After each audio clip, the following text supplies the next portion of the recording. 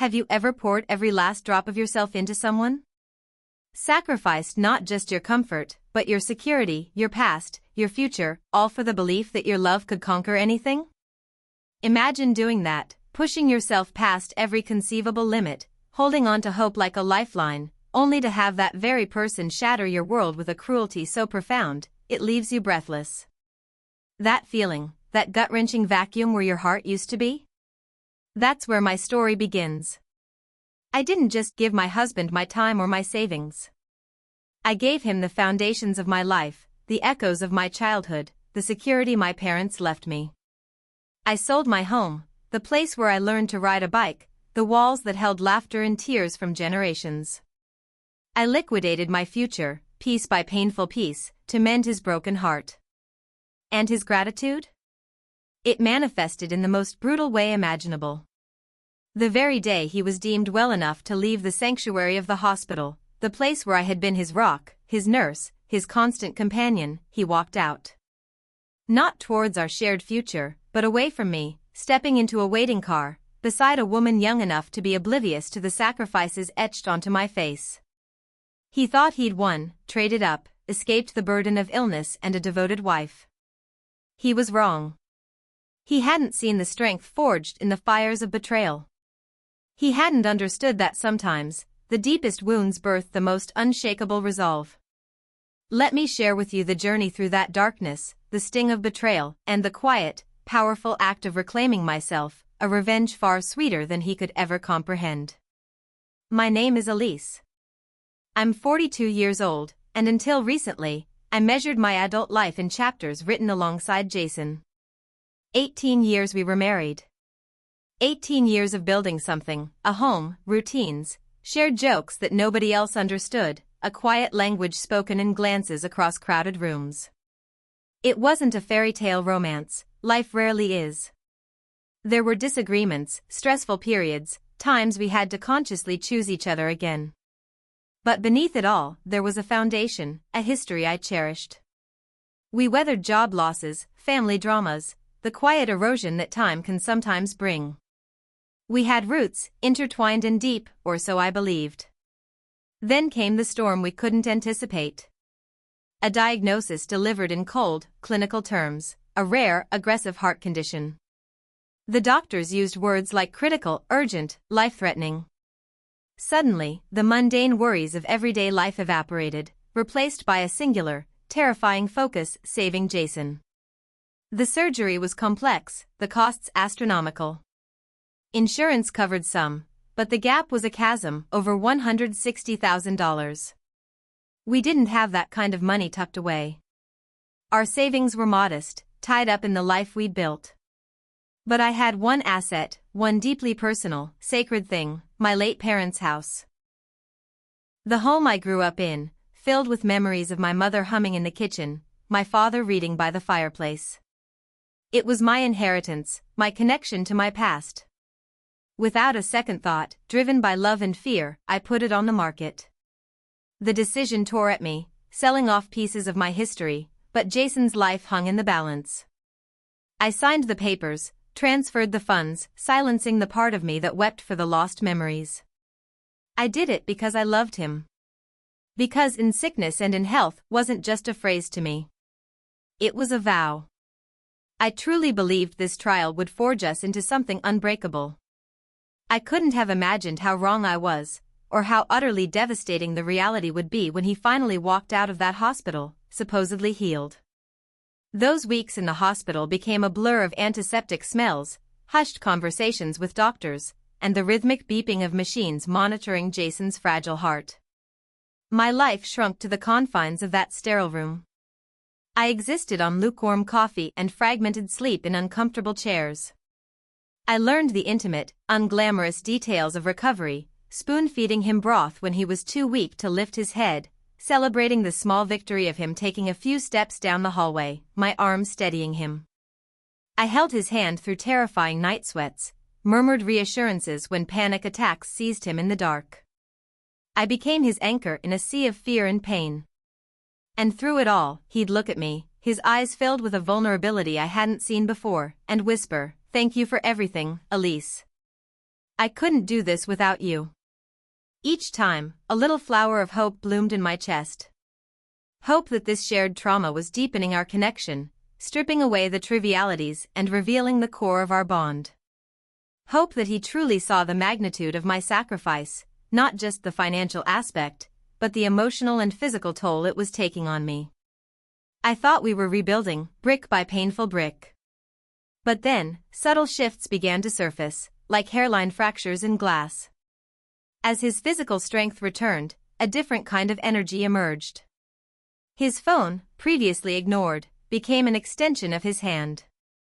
He'd angle the screen away, a small, almost imperceptible movement, but one I noticed. Smiles would flicker across his face as he typed, reserved for the glowing screen, not for me. When I'd gently inquire, maybe asking if it was good news from work, he'd become defensive, evasive. Just work emails, Elise. Stressful stuff. You wouldn't understand. The dismissal stung, creating a tiny pocket of unease. Work. He wasn't working. He was recovering. Why the secrecy? Why the sudden need for digital privacy in a shared space where I was tending to his most basic needs? Isn't it a universal red flag? If the person you just pulled back from the brink, the person whose life you funded, starts building walls around their phone while you're still holding their hand through recovery, wouldn't your own heart start to beat with a rhythm of suspicion? Mine did. A cold knot began to form in my stomach, one I tried desperately to ignore. Discharge day arrived, cloaked in a false sense of celebration. I bustled around the room, packing his toiletries, folding the clothes I'd brought from home, my mind already planning his favorite meal, envisioning quiet evenings where we could finally breathe, finally start healing together. I pictured us rebuilding our life, finding a new normal, stronger for having weathered the storm. He stood up, straighter and more assured than I'd seen him in months. The vulnerability was gone, replaced by a chilling confidence. He cleared his throat, and the words he spoke didn't just break my heart, they vaporized the reality I thought I lived in. Elise, he said, his voice steady, almost casual, I'm leaving you. I've met someone else. He paused, letting the devastation land. I didn't want to tell you earlier because, well, I needed your help to get through this. To recover. The calculated cruelty of it stole my breath. Needed my help. He'd used my love, my sacrifice, as a bridge to his recovery, only to discard me on the other side. I was frozen, mute, staring at the man I no longer recognized. And he offered a faint, almost apologetic smile, then turned and walked towards the door. Through the window, I saw the car waiting.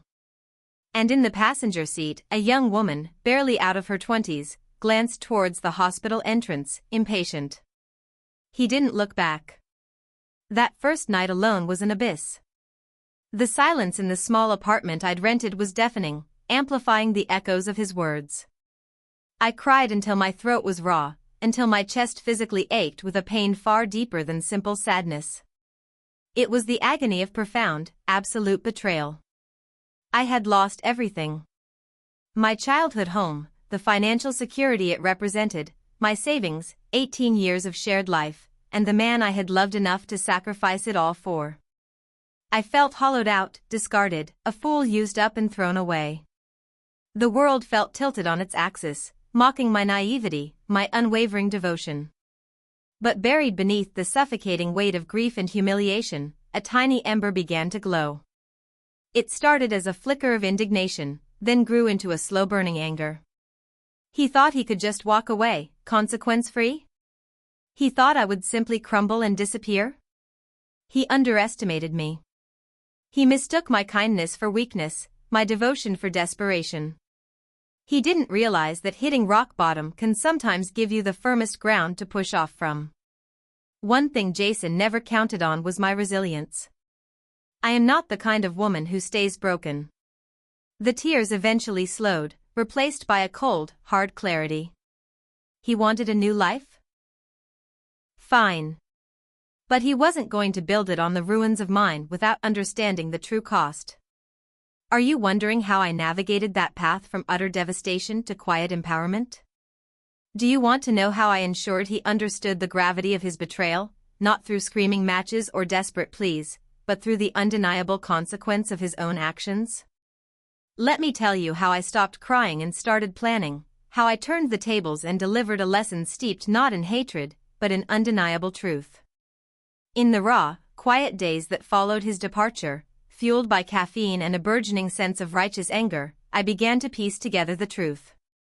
It wasn't about vengeful spying, it was about understanding the reality he'd chosen over me.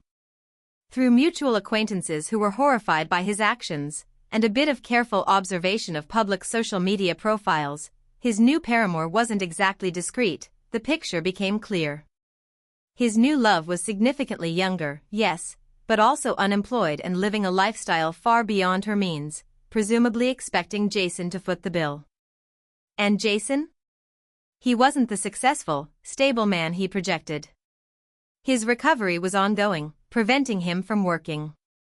The money he had was dwindling fast. The large sum that had saved his life? That came entirely from the sale of my inheritance. He had walked away from the only person who had truly invested in his well-being, both emotionally and financially. A stark realization hit me: he hadn't traded up, he'd traded stability for illusion. He'd abandoned the bedrock of his life thinking he was stepping onto a yacht, only to find himself on a leaky raft with someone equally unprepared for rough seas. He thought he'd shed his burdens, but he'd actually shed his greatest asset, me, and the security my sacrifice had provided. That realization wasn't just empowering, it was strategic. My first call was to the lawyer who had handled the sale of my parents' house. I explained the situation, the timing of the sale relative to his medical crisis, and his subsequent abandonment. The key detail? While I initiated the sale, the proceeds had, for a brief period due to banking practicalities and the urgency of the medical bills, passed through an old joint account we hadn't yet closed. Legally, this created a traceable link, a complication Jason hadn't considered in his haste to leave. The lawyer confirmed I had grounds to pursue a claim, not necessarily to recoup every penny, but to address the blatant financial exploitation that occurred under the guise of marital support during a crisis. It wasn't about bleeding him dry, there wasn't much left to bleed, but about establishing the principle: my sacrifice would not be erased or ignored. I instructed the lawyer to proceed, calmly and methodically. My second step was more personal, and initially, more daunting. The thought of airing my private pain felt vulnerable, exposed. But the injustice gnawed at me. So, I wrote a single, carefully worded post on my private social media page. I didn't name Jason, nor his companion. I simply shared my story, focusing on the themes of sacrifice, unexpected betrayal after a health crisis, and the shock of being abandoned immediately after providing life-saving support. I spoke of losing my family home, of the promises made in sickness and health. I kept it dignified, focusing on my experience, my hurt, and my resolve to heal. The response was overwhelming. Messages of support flooded my inbox. Friends, acquaintances, even people I hadn't spoken to in years, reached out, disgusted by the implicit details they could easily piece together. The social consequence for Jason began subtly but surely. People saw the narrative shift. He wasn't the recovering victim, he was the calculating user. The judgment wasn't loud or aggressive, but it was palpable, isolating him in a way public shaming never could. Life has a way of balancing the scales. About 2 months after Jason walked out, news trickled back to me through the grapevine, the same network that had initially confirmed my suspicions. His whirlwind romance had imploded. Apparently, the young woman had quickly tired of life with a man who was still physically limited, unable to work, and rapidly running out of funds to support her desired lifestyle. The illusion had shattered, reality had bitten, and she had moved on, leaving Jason alone, facing his recovery and his financial precarity without a safety net. Then came the phone call I had almost expected, yet still found startling in its audacity.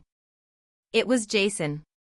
His voice on the other end wasn't confident or dismissive anymore. It was hesitant, tinged with something that sounded like desperation.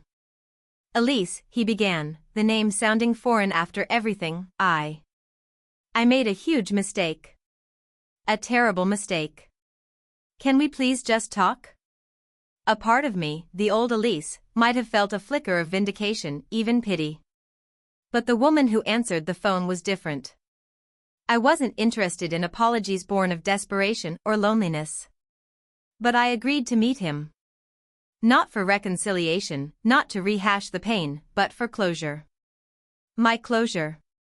One final conversation, on my terms, to mark the definitive end of that chapter. We met at a neutral cafe, sunlight streaming through the window, illuminating the awkward space between us. He looked smaller, diminished. The confident stride he'd had leaving the hospital was gone, replaced by a visible weariness. The stress and consequences had taken their toll. He looked older, tired, the weight of his choices etched onto his face. I, on the other hand, felt calm, centered. I had navigated the initial storm of grief, initiated steps towards financial justice, and found unexpected strength in my independence. I let him stumble through his explanations, his regrets, his tentative pleas. I listened patiently, without interruption. When he finally fell silent, searching my face for a sign of softening, I offered him a small, polite smile. You know, Jason, I said, my voice quiet but firm, devoid of the anger that had once consumed me, you did teach me something incredibly valuable. You taught me that people reveal their true character not when they are desperate and need you, but when they believe they are strong and don't need you anymore. You showed me exactly who you are when you thought you had nothing left to gain from me. I paused, letting the words sink in. I don't hate you. Hate requires energy I'm no longer willing to spend on you. But I don't owe you my forgiveness. I don't owe you a second chance. I don't owe you anything. I picked up my bag, stood tall, and looked him directly in the eye one last time. Goodbye, Jason. And then, I turned and walked away. Not into bitterness, but into freedom. The air outside the cafe felt cleaner, lighter. The chapter was closed. My story, in its painful specificity, resonates with a broader, often silent, narrative.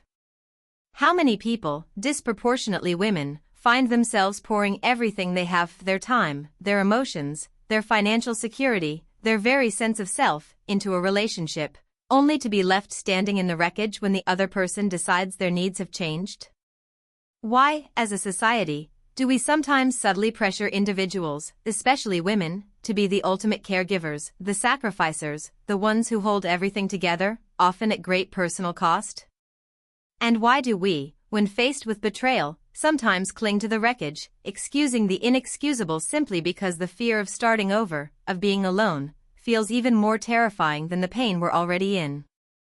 This isn't just about one man's betrayal or one woman's resilience. It's a reflection of the complex interplay between love, obligation, self-worth, and the courage it takes to redraw your boundaries when they've been violated. It's about recognizing the patterns that allow exploitation to occur under the guise of love or dependency. It highlights the quiet strength required to say no more, even when your heart is breaking, even when the future feels uncertain. We need to talk more about the emotional and financial toll these situations take, and champion the strength it takes not just to endure, but to fundamentally reclaim one's life and narrative. There's a profound truth in the idea that sometimes, life has to break you down completely to rebuild you into someone far stronger, someone more authentically yourself. Yes, I lost the house that held my childhood memories. Yes, I endured the searing pain of betrayal by the person I trusted most implicitly. But in that crucible of loss and pain, I forged something invaluable. I gained clarity, the ability to see people and situations for what they truly are, not what I wished them to be. I rediscovered my self-worth, realizing it wasn't tied to someone else's validation or presence in my life. And I came to understand, deep in my bones, that real love, true partnership, doesn't demand the obliteration of one person for the sake of the other. It doesn't come with conditions that require you to set yourself on fire to keep someone else warm. So, to anyone listening who has felt used, discarded, or shattered by someone they loved, hear this: your capacity to love, your willingness to sacrifice is not a weakness. It's a testament to your heart. But your survival, your ability to stand up after being knocked down, that is your strength. You are not defined by the betrayal you endured, you are defined by how you rise from it. And rise you will. Perhaps not immediately, perhaps not easily, but inevitably. You will emerge from the ashes not just healed, but wiser, fiercer, and freer than you ever thought possible. Don't waste your precious energy seeking revenge in the traditional sense. Don't even settle for just forgiving them for your own peace. Aim higher. Outgrow them. Build a life so full, so authentic, so grounded in your own worth that their betrayal becomes nothing more than a footnote in your much grander story. And that, truly, that is the sweetest, most profound revenge of all.